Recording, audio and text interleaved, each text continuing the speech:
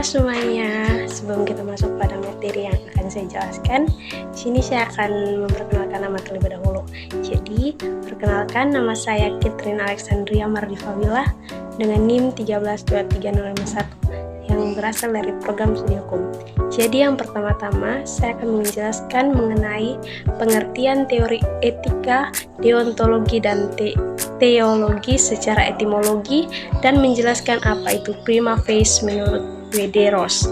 Jadi, teleologi juga berasal dari bahasa Yunani yaitu telos yang berarti tujuan atau akhir dan logos yang berarti ilmu atau teori.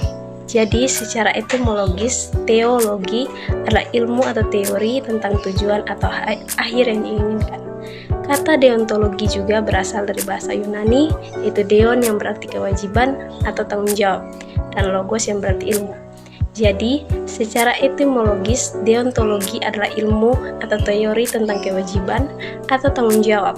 Sedangkan prima facie menurut W.D. Ross adalah sebuah konsep yang menyatakan bahwa dalam mengambil suatu keputusan moral, kita harus mempertimbangkan berbagai prinsip moral yang relevan pada suatu situasi tertentu. Setiap prinsip ini memiliki kekuatan prima facie, yang berarti bahwa prinsip tersebut harus dipertimbangkan sebagai dasar untuk mengambil sebuah keputusan moral. Meskipun menjadi suatu prinsip akan lebih diutamakan tergantung pada situasi yang spesifik. Yang kedua, saya akan menjelaskan tentang dua aliran teologis yang berbeda, yaitu egoisme dan utilitarianisme. Jadi, aliran teologis yang berbeda adalah egoisme dan utilitarianisme. Egoisme adalah pandangan yang menekankan bahwa tindakan yang benar adalah tindakan yang paling menguntungkan individu yang melakukan suatu tindakan tersebut.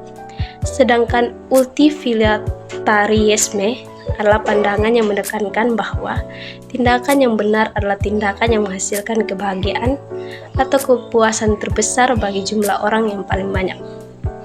Yang ketiga, saya akan menjelaskan tentang pandangan pribadi mengenai penerapan etika, teleologi, dan deontologi dalam kehidupan sehari-hari. Mana yang seringkali kita terapkan dan bagaimana alasan kenapa teori tersebut lebih sering diterapkan. Jadi, dalam kehidupan sehari-hari, seringkali teori teleologi lebih diterapkan karena dia berfokus pada konsekuensi dari tindakan. Manusia cenderung mempertimbangkan akibat dari tindakan mereka. Mereka menganggap bahwa sebagai tindakan yang benar atau salah. Namun, teori deontologi juga sering diterapkan, terutama ketika kita ada prinsip moral yang dianggap mutlak dan harus dihormati tanpa memperhatikan akibatnya. Yang terakhir, saya akan menjelaskan pandangan pribadi mengenai bagaimana seharusnya penerapan etika dalam kehidupan sehari-hari.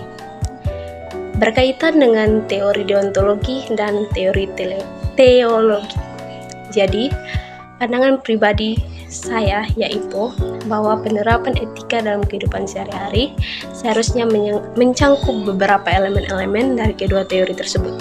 Kita perlu mempertimbangkan kewajiban moral yang tetap atau deontologi serta akibat atau konsekuensi dari tindakan kita atau teleologi. Penting untuk memiliki kesadaran akan nilai-nilai moral yang mendasari tindakan kita.